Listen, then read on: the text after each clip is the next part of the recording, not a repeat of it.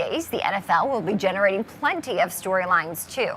And that's because the NFL draft officially kicks off from Green Bay, Wisconsin tonight at and around Lambeau Field at 8 p.m. Eastern. Miami quarterback Cam Ward and reigning Heisman Trophy winner Travis Hunter are expected to be selected early in the first round.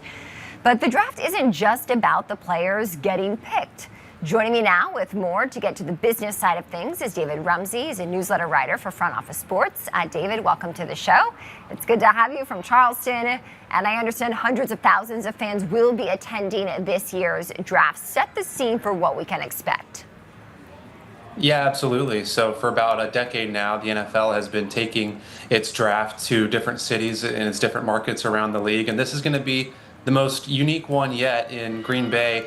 Obviously, we know Green Bay is the smallest market in the NFL. It's not like New York or LA or anything like that. So you would think maybe it's going to be a smaller draft, and it's not going to be like last year in Detroit, but there is still going to be 250,000 fans estimated over the next 3 days, Thursday, Friday, and Saturday in Green Bay right around Lambeau Field. So it's going to be quite the scene. Lambeau Field is one of the most iconic venues in the NFL, and to have the draft right there with that backdrop, I think is going to be pretty cool. Very cool. What makes Green Bay, this particular location, so distinct for the draft?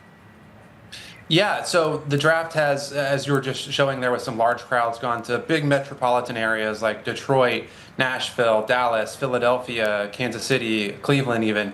And I think what Green Bay is so iconic because it's a small town that has a very, very successful NFL team that has won multiple Super Bowls, Lombardi trophies, right? Kind of the birthplace of the Lombardi trophy. So it's just kind of going back to the league's history there. It's a, like I said, small town, but iconic venue. And it's a kind of special. There's going to be some logistical challenges as far as hotels, not enough hotels or Airbnbs, so people might be coming in from Milwaukee for the day or not maybe staying the entire week, but it's going to be really special for the league to kind of celebrate its history there. Mm-hmm. Well, after decades in New York City, the NFL has moved the draft site each year since 2015. What are new opportunities that's given the league? Yeah, so if you go back even further than that, the draft at one time, before I was alive, was not even really a big deal. It wasn't even televised, and then it became this thing, and it was in Radio City Music Hall all those years in New York, and then the league said, hey, why don't we take it to some other markets, just like we take the Super Bowl to a different market every year, and it went from Chicago to Philadelphia, and now it's been about 10 years, and we're going to Green Bay this year. It'll be in Pittsburgh next year, and what I've kind of noticed the trend recently is, not completely, but for a lot of teams, the draft is an opportunity in April in the springtime to host the league's marquee event of this time of the year for cities that wouldn't necessarily be considered for hosting a Super Bowl. Just like you have Green Bay, like you're going to have Pittsburgh next year, outdoor venues, cold cities, maybe don't have the hotels for a Super Bowl, many reasons, but they can have the draft, and it's a chance to have the league spotlight on them, even if they can't get the Super Bowl.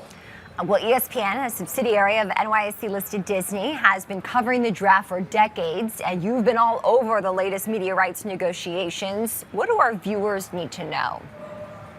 Yeah, so this will be ESPN's 46th consecutive year televising the draft. It's been the only draft partner since the league decided to start televising the draft. And now it's on NFL Network. One year it was on Fox in addition, but each year it's always been on ESPN, even if it's been on other partners. And actually, the current media rights deal expires after this season. So not getting a lot of talk outside of kind of the insider industries, if you will. But I think fans should know that there is a potential for it to look a little different on TV next year, although we are hearing at Front Office Sports that ESPN is getting close to an extension. We're hearing that NFL Network will probably continue to broadcast next year as well, although there is some streaming components, at least internationally. Perhaps YouTube could be taking over those rights outside the U.S., so there could be some change going on, but for the most part, it will continue to look the same in the coming years.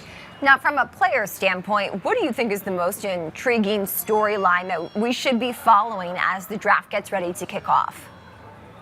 Yeah, so as you kind of noted at the top, you have Cam Ward and Travis Hunter. They're pretty much solidified, projected to be the top two picks. Cam Ward, the quarterback from Miami, going to the Tennessee Titans with the first pick. And then Travis Hunter, most people think that he's going to go with the second pick to the Cleveland Browns. Then at number 3, you have Abdul Carter, that the Giants will probably take him, the pass rusher from Penn State. After that, it's not a quarterback-heavy draft like it was last year. We had a record 6 quarterbacks taken early in the first round. That was more than any other QBs had ever been taken on night 1 of the NFL draft. So we're not going to see that again this year, but I am watching still quarterbacks because there are a couple other quarterbacks that could be taken, and there could be some quarterbacks not in the draft that might make some headlines. So what we're talking about here is obviously Shedeur Sanders, who's the son of Pro Football Hall of Famer Deion Sanders, coach at Colorado. He was at one point projected to be a top 10 pick. Seems like from experts now that he might be sliding, so that could be something fun for viewers to watch tonight. And then on the outside, Aaron Rodgers still needs to make a decision whether he's going to play this year or not, and that could impact what the Steelers do tonight with the 21st pick. David Rumsey, newsletter writer for Front Office Sports. David, thank you so much for joining. Thanks for having me.